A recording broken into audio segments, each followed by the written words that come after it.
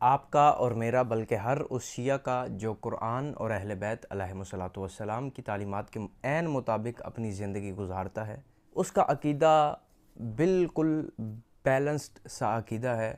हम वो ना तो तजावुज़ करता है, ना ही बहुत पीछे रह जाता है। हमने अपना एक मयार रखा है, ना हम उससे नीचे आते हैं, ना हम उससे तजावुज़ करने की कोशिश करते हैं। और यही पहचान है हकीकी शियान हैदर कर्रार की। हम बिल्कुल वैसे शिया बन के रहना चाहते हैं जैसे हमारे मौला चाहते हैं, और जैसे हमारे मौला की ख्वाहिश है कि हमारा शिया ऐसा होना चाहिए।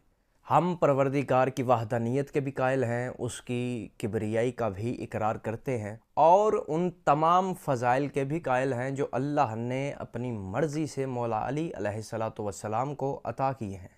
जैसे मेरे मौला फरमाते हैं, मैं वो हूँ जिसकी इक्तदा में ईसा अलैहिस्सलाम नमाज अदा करेंगे। और मौला फरमाते हैं, मैं ही वो अली हूँ जो माँओं के शिकमों में बच्चों की जैसी चाहता हूँ वैसी शक्ल बना देता हूँ।